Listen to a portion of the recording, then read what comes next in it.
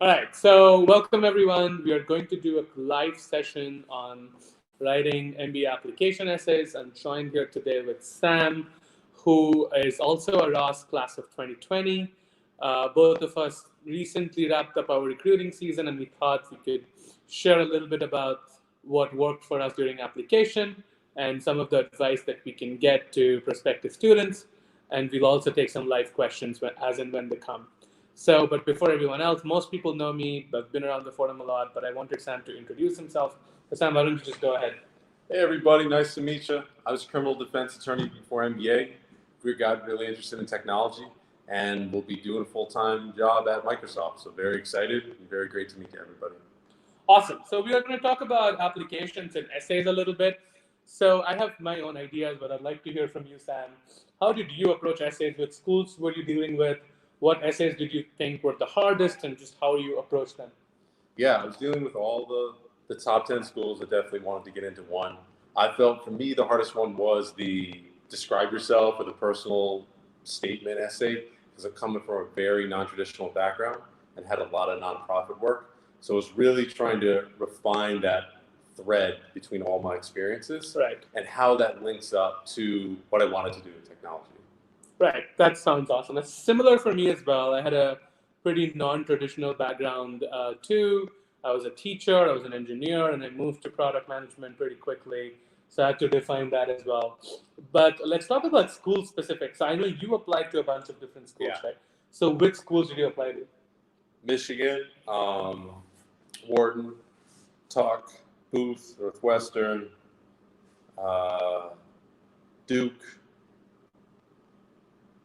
I'm trying to think if there's any others, I but think we applied to very similar schools. yeah, we applied to very Yeah, I did not apply to Duke, but I mean everything else. I remember applying to all of them.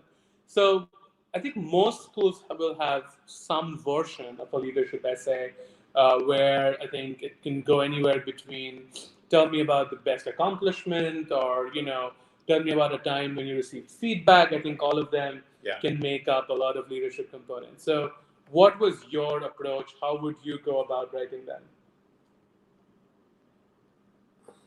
I mean, I thought getting an MBA consultant was very helpful. Yeah. But I didn't. I didn't go to them with hey, write it for me or do it for me. Right.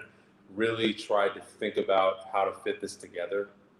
And I thought a really good tool was for that personal statement essay, a lot of the maybe other questions are really just derivatives of that Yeah. or chunks of that. Yeah. And so you reuse it and then tweak it and tweak the language to fit that other question. Yeah, no, that makes sense because a lot of school essays end up being quite similar. I think one approach that helped me was just following a basic, like a star framework, and we have done variations of that at Ross, where we sort of describe the situation with a nice headline, and then look at what we were really dealing with, what was the task, which is the T, and then talk about action, specifically what I did, and then the results of that action. And sometimes the results are positive, sometimes they're not. But I think also one of the things that I generally would like to add at the top of my essays are a little bit of learning, so what I learned from that experience, and then how I can maybe use that experience in the future. I think with that format, with the S or the S and the star, the C and the car, to make that situation or the context part of it very exciting and almost like a newspaper article approach. Drama. Yeah. I tried to do that. I had a lot of that in my background. I thought it was very interesting. I could really build up that kind of drama. Right. And I think that gets somebody excited to actually read the rest of it. So I think building excitement and drama is huge in that starting paragraph or starting sentence. So what would you say for people who don't have those stories? Like you had a very non-traditional background, and so did I. So I think it was a little bit easy for us to talk about human impact in our work before business school. What would you say to someone who has a pretty traditional, like a 9 to 5 or IT consulting, or not to pick on IT consulting folks, but I think they do. I mean, I think that every experience, it's not the actual industry or the job that makes it exciting. It's your experience with it. It's your unique passion. I think that the passion and your flavor will come out as you're writing it. So really think about what made me love being there Right. for those moments, and really draw upon those and turn it not just into a description of what everybody's expecting you to say about IT consulting, but what was that one moment that made you feel alive while you were at that job? That's what I would leave off with. Yeah. Yeah. Yeah. No, that's fair. What would you say for people who want to tweak their specific leadership essays to the schools that they're applying to? Like, for example, Michigan. For those of you know, Michigan is a lot about action-based learning, right? So it's a lot about walking your talk, or actually putting your, like putting your work into what you committed, and actually digging the dirt with a shovel. And I guess for Booth, and I applied to Booth too. I think for Booth, for me, it felt like it was much more quantitative. It was maybe a little bit more philosophical and more intellectual. Yeah. Would you recommend tweaking your leadership story based on a school that you applied to? I think for me, it wasn't a tweak in topic and subject. Yeah. I'd kind of be all over the place and that'd be hard. For me, it was a tweak in what I was going to talk about. So I'm still going to talk about my focus on impact and technology. Right. With Michigan, was definitely going to talk more focus on what was the action steps and what they accomplished. With Booth, in that 1,000-word essay about whatever, say whatever you want based on the art painting. Yeah. I did a presentation for that. You did the present. I went with the essay and the art painting. I got more into the micro nuances of my thought process and how I thought all this strategy was going to roll out. So just a different focus. Yeah. No, that makes sense. So coming out, and once you're, behind that finish line, and you have to do interviews, right? Yeah. And I mean, for those of you who received interview invites already, congratulations. And I think half the battle is done. I think at this point, most business schools would have a greater than 50% odds of getting in, which is awesome, significantly better than the first sheet of the application. And when you do your interviews, you sort of come across the same stuff. Like, you're asked about your leadership, your accomplishments, your failures, all the stuff in terms of behavioral questions, right? So now you don't have 500 words to write about, or be very well crafted and constantly edit and re-edit. You have to be more on the spot. You probably just get like 3 minutes to answer a question, and you also want to make sure that you're literally answering what the interviewer is asking for. What would your advice be for those people who are interviewing? Yeah, I think a few things. I think the number one thing is to make a personal connection with the person you're talking to.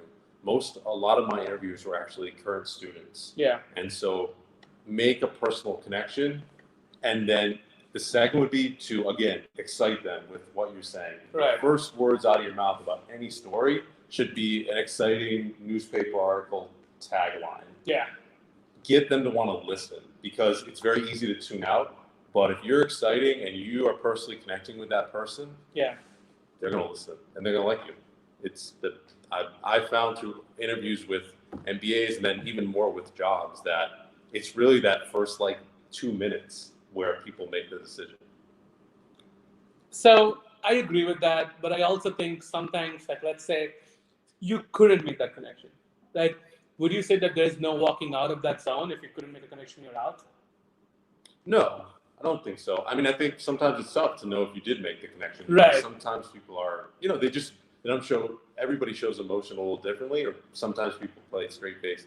But I would still push for that. I think those two things are a necessary formula to try and personally relate to the person you're talking to, and to make your story exciting. And it's not about making up excitement, right? It's not about making up a movie plot. It's really what made it exciting for you. And if you're speaking from that sort of excitement, I believe that your passion is going to come out and they're going to like it. Yeah, I think it's fair. I think I had similar stuff. I remember my Booth interview, and I met someone, I think he did banking before. It was just a recent alum, right? And I felt I didn't have any connection with them. None at all. And I tried. I think I remember his sister was a teacher, so I thought sort of built on that. But I just felt zero connection. And I think I was waitlisted forever. But at the same time, I could sense that I did not do very well. However, I felt very similarly about my MIT Sloan interview. I was interviewing with an admissions person, and I felt it was more like a very straight, question one, answer, question two, answer. Not much of a scope to actually make a connection. And I felt, oh, great, I bombed it too. But I actually made it to the wait list and I eventually got accepted. So I feel like one of the pitfalls that people get into on GMAT Club at least, and they spend a lot of time agonizing over it, is to analyze every single thing that happened after the fact. Like after the interview, oh, I said this, I shouldn't have said that. And it just sort of creates a lot of anxiety, but also it affects the next interviews, right? So would you say evaluating your own interview and then maybe use some of that data to be a better interviewer in the next one is a good idea, or you should just start afresh? I think it's a good balance. I think you should be a little harder on yourself in the prep leading up to it. So like mock interviews, Yeah. you can definitely have a bigger feedback loop. Right. But you really got to ask yourself, why are you analyzing what the performance? Is it because you're just uncertain and afraid of the decision, or is it truly because, hey, I want to pinpoint that one spot where I could have taken it that extra step or in a different direction and I didn't? So what is your focus? I think that's the number one thing. But if it's truly to pinpoint those issues where you can, yeah, I think it helps, because you're going to see similar questions, you're going to see similar personalities. It's a lot of it's the same, and you want to be very sharp. But sharp comes through practice. Yeah, I also think it's a skill to be, very well rehearsed to come off conversational. Yeah. I think that's a fine line between coming off as someone who is just mouthing off things that they have memorized versus coming off as casual, but as a calculated move. And I think that's why I said turn. That's why I think turn your background, when you're talking about your background and experiences, really find what truly made it exciting for you. It's a lot easier to come off as not calculated and not rehearsed and truly speak from the heart, even though that's a very cliche word. Yeah. When you're truly sharing with another person why you were so excited about doing that. I mean, even if I have no idea about that industry, if I'm the interviewer, I'm gonna connect with you because you're passionate and excited, and I can see it. Yeah. No, that makes sense. So there's a lot of talk about leadership essays. I'm going to stick out in the forum as well. And I'm doing a chat tomorrow, same time, I think maybe 1 hour before, maybe 12 Eastern or 9 a.m. Pacific on the GMAT Club chat rooms. I'll see you guys there. But I'm happy to take a few questions. Abhijit is moderating this session. If we have questions from that, the chat link is right on the screen too. So definitely join in tomorrow, where I will post some of my essays from 2 years back. And while it will be a little bit embarrassing, but I hope maybe there's some learning opportunity there. So we'll take a few questions. Abhijit, do you mind putting some of the questions over here, or do you want me to look at the questions? I'm going to wait for a few seconds for moderators to respond.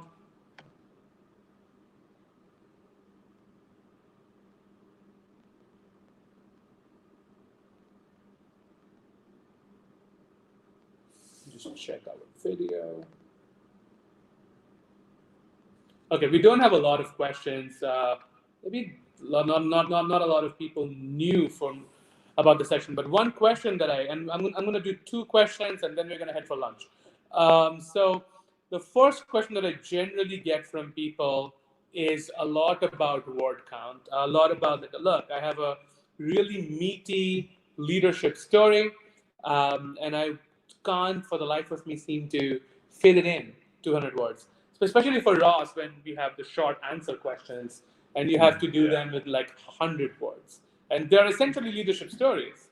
I have some ideas, but Sam, what do you think when it comes to like squeezing your answers into a very brief word count? I think I tried to trim out a lot of the step-by-step nuance and get more to the this was the situation, this boom, boom, boom, this would happen, and this is the result. I think B, it's more of an abstract thing, but just how do I make each sentence as robust and punchy as I can? Yeah. How do I not let thoughts and emotions spill to another sentence. If I can put it in this sentence, Yeah. maybe I can turn 3 into 1. Yeah, no, that's so. I had this weird advice from someone that worked really well for me, and she said that just try removing a random sentence Yeah. and see if your essay still makes sense. If it still makes sense, yeah, just remove it. Like new product innovation. Yeah. We have a class, new product innovation, where we sort of remove features. It's called subtraction for any of you who are going for marketing.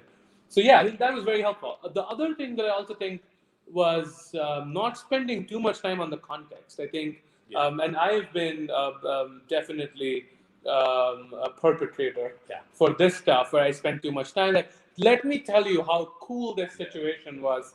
Nobody cares. I think for most people care about what I did, what was the impact, and what I learned. Setting up, I would say, spending more than a sentence or maybe a sentence and a half on setting up the context, I think is an overkill. Yeah, and it's good practice for interviews for when you get into MBA. Exactly. Because you should be able to describe what's going on in words that somebody can get the full picture in about 1 sentence. Right. Yeah, that's totally fair. We'll take one more question. Somebody asks, admission consultants cost a bomb, but they're really a game changer. They cost anywhere between $2,000 to $3,000, especially from people in India can't spend all that money. Well, I have an answer. I know Sam used consultants, so did I. So I'll talk a little bit about that. I used a specific admission consulting service called Applicant Lab, and they are not expensive. Not in a because they treat the whole process very differently. It's sort of like a self-help, do-it-yourself tool that you can then sign up and just use their services. I think it costs. I'm not fully sure anymore because times have changed, but I think it costs somewhere between $300 to like $350. That's what I used, and I also had a personal connection with a few current students and alums. I got use them as a reviewer, but I'll also be cautious about being overzealous about feedback. I think a little bit of feedback is great from people you trust, but feedback is often can be hurtful if you're getting from too many people. One final comment about a person that we touched on before I asked Sam about admission consultants is that sometimes one strategy that I felt it was really useful was giving an essay for someone to check without giving them the question prompt. And I would ask them, hey, what question do you think I'm answering? And that's something, it's a very clever way to see, are you really answering the question that they asked? So, just a very tactical, strategic advice. And Sam, what are your thoughts on Yeah, that? I mean, I wish I would knew about Applicant Lab when I went through it. I tried to trim the price as much as possible. So I really focused with my admissions consultant on more just review of the essay am I hitting the right points? Yeah. Is it flowing right? Yeah. And I would save the really nuances of word choices, spelling, and grammar to friends, other people. So if you can do the admission consultant, save like the really key stuff. Or is this if you were the person deciding on the app, would this essay wow you? But once you get I did it because I didn't know what I was really doing in those essays. Yeah. But once I got the hang of it, once I wrote the first one, you become a much better writer. Once you write the first one and you get the feedback, you pretty much you can get the hang of it quickly. And the person even said that. So, you can use it very deliberately. Yeah. If you want to save on the money. I recommend it too, and I would also be very clear about the value that you're getting out of this admission consulting form. Often hourly services are better. They seem more expensive, but look, I mean, do you really need them to work on your goals for each and every single school? Yeah. There's a lot of repetitive elements, so think twice before buying like a bulk package. Maybe you can take it for one school or two, and maybe get a hourly feedback from others. GMAT Club can be very useful as well. Tons of people out there who are happy to help for free. So leverage all of that. And I think the other thing is if you go down this route, even people anybody who knows the game of MBA, ask them to be brutally honest with your chances of getting into school. So, I mean, with my admissions consultant, I really liked her, but I thought that she was a little overzealous with some of the schools that I had on my list. Yeah. And after going through the process, I had probably no chance of getting into those schools. and maybe there was one or two that could have been like ambitious ones that I didn't apply to, but I was a better fit for. Like So, Harvard. like Harvard, yeah. It's something I was scared to do. I was like, there's no way I'm getting to Harvard. But it seems like that would have been a better fit for me than trying for MIT or Wharton. Yeah. So I think for brutal honesty from several different people is a really good way to narrow your focus and to get you excited about the ones that you really have a legit chance at. Right. So we're going to do more of these. I'm getting hungry, but I still have one question I'll quickly get to. You talked about the connection with the interviewers, how to make it more impactful connection online Skype interviews. I guess it will be not as effective as in-person interviews. I mean, sure, but you're not trying to. You're trying to make a connection with your conversation. You're not trying to make a connection with the highest resolution live feed of your face. You know what I mean? Like right now, I mean, we are in this weird angle, and this video is obviously not the best video on YouTube. You're now Casey Neistat, but we're still trying to like talk about things that matter, and we're trying to build a connection based on what we are saying, not how we are looking at this moment. Yeah. So I would say there's still a lot of ways that you can build a connection, regardless of whether it's a telephonic interview, whether it's Skype or video, whether it's in person. Also, think about this. You may have very subtle body language nuances that can stop you from building a connection, which nobody will know when you're doing it on Skype. Like, for example, I'm very fidgety. I always need to like do something with my hand that I know that can sometimes annoy people. But when I'm doing it on Skype, like nobody knows what I'm doing. So you can actually be a little bit more risk averse when you're doing video interviews. I think for this question, and I know it relates to behavioral question about what's your biggest failure, but really anytime you can work into an answer or something you're saying about how being brutally honest about not having the experience or the knowledge, or you've maybe failed in the space, but you've taken active steps to try and fix it. Yeah. People in the MBA world and also the recruiting world really like the candor and the honesty. Yeah. That builds a connection instantly because people like the underdog kind of movie plot story. So that's always a really quick hack to build it, and I usually try and find that to do that in a lot of cases.